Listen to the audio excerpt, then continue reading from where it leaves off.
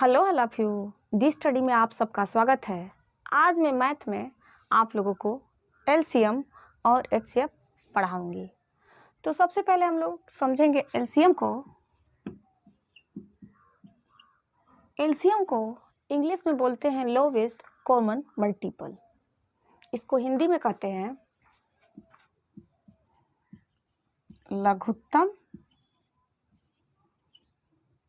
लघुत्तम समापवर्त्य।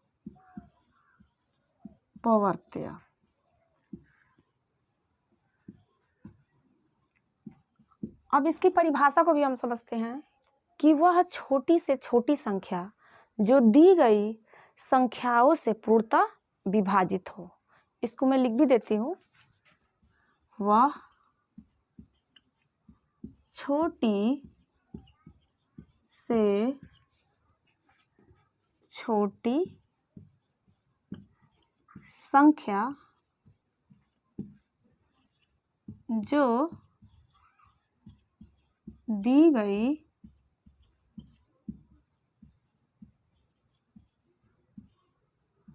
संख्याओं से पूर्णतः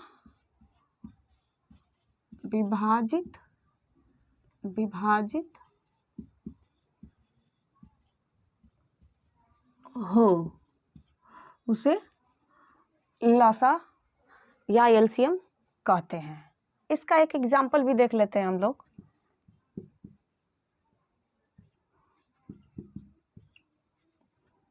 चौबीस, 30 और 32 का लसा। अब इसका देखिए 24, 30 और 32 का लसा निकालते हैं। 24, 30 और 32 का लसा। सबसे छोटा अंक से पहले हम लोग कटाना शुरू करेंगे, क्योंकि यहाँ पे बोला है कि सब वह छोटी से छोटी संख्या। तो 2 एका में 2, 2 दूनी का 4, 2 15 30 और 2 एका में 2, 2 छक्का 12। फिर 2 से कटेगा, 2 छक्का 12 और 2 अट्ठे 16। फिर 2 तिया 6, 2 चौका 8, फिर 2 दूनी का 4, फिर 2 से कटेगा, फिर 3 से और लास्ट में 5 से। अब इसको हम सबको गुणा कर लेते हैं। 2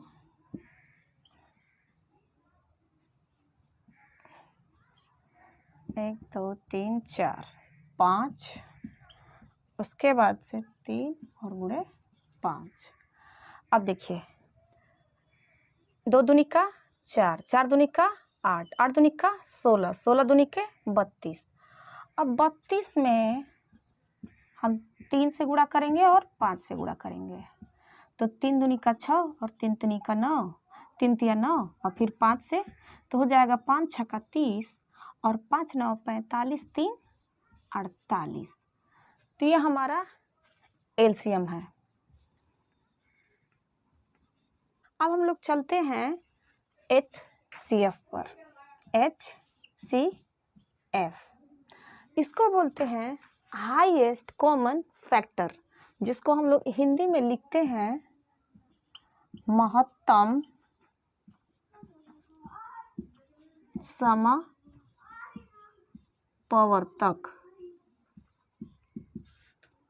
इसका भी हम लोग परिभाषा देख लेते हैं कि वह बड़ी से बड़ी संख्या जो दी गई संख्याओं में पूर्णतः विभाजित हो। इसको भी लिखती हूँ। वह बड़ी से बड़ी संख्या जो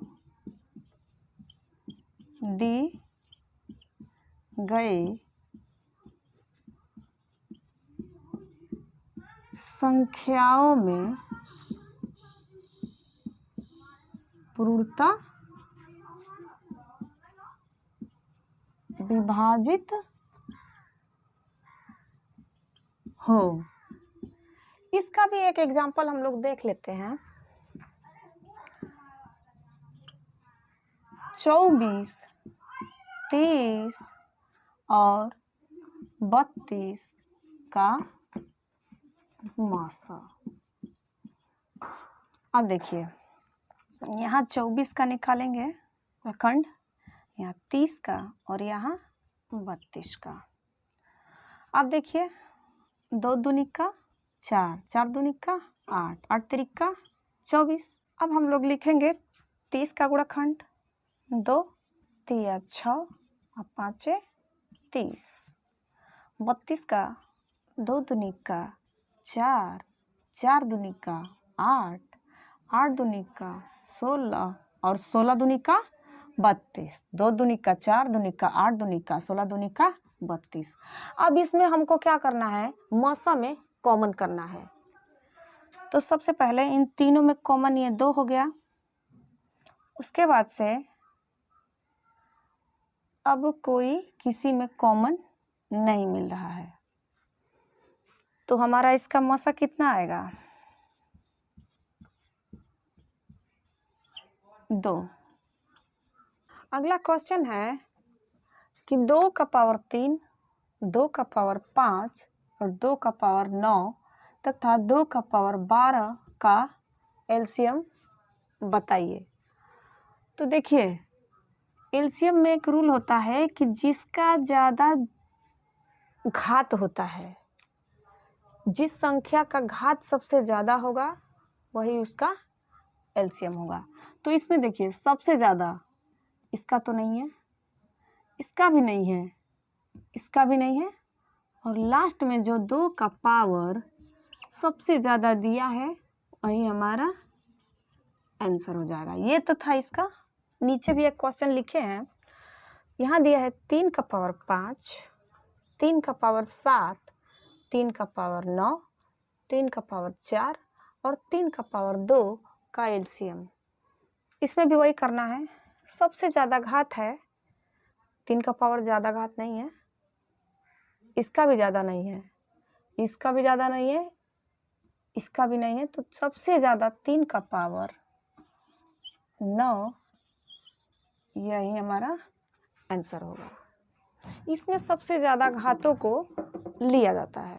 अगला क्वेश्चन है कि 5 का पावर 3, 5 का पावर 4, 5 का पावर 7 और 5 का पावर 9 हो तो एचसीएफ क्या होगा।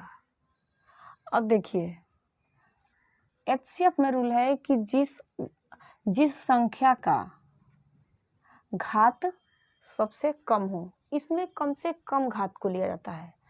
तो इसमें सबसे कम घात देखिए, इसका 5 का पावर ज़्यादा है, इसका भी ज़्यादा है, इसका भी ज़्यादा है, सबसे कम इसका घात है 5 का पावर 3। अगला क्वेश्चन है कि 2 का पावर 3, 2 का पावर 4, 2 का पावर 7 और 2 का पावर 11 का एलसीएम बताइए। तो इसमें एचसीएफ में सबसे छोटी से छोटी घात को लेते हैं। तो अब इसमें सबसे छोटी घात किसका है, सबसे छोटी घात है 2 का पावर 3। अब ये कुछ अलग टाइप का सवाल है कि 2 का पावर 3, 2 का पावर 5 और 2 का पावर 7, 3 का पावर 2 और 3 का पावर 9 हो तो एलसीएम बताइए। अब देखिए, एलसीएम में बताया गया है कि सबसे ज़्यादा घात वालों को लिखते हैं, तो इतना तो सेम है, तो इसमें सबसे ज़्यादा घात है 2 का पावर 7।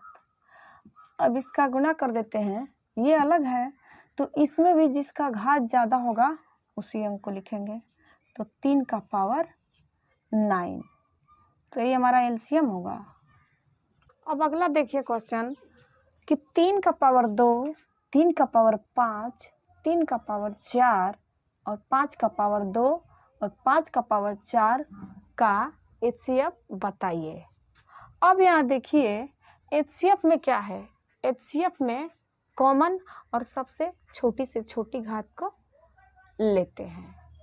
अब देखिए इसमें सारे आधार यहाँ तक तो मिल रहा है, लेकिन यहाँ के बाद अलग हो जा रहा है। तो जब इसमें कॉमन नहीं होता है उसका मान क्या होता है? 1। तो ये हमारा 1 ही इसका आंसर हो जाएगा।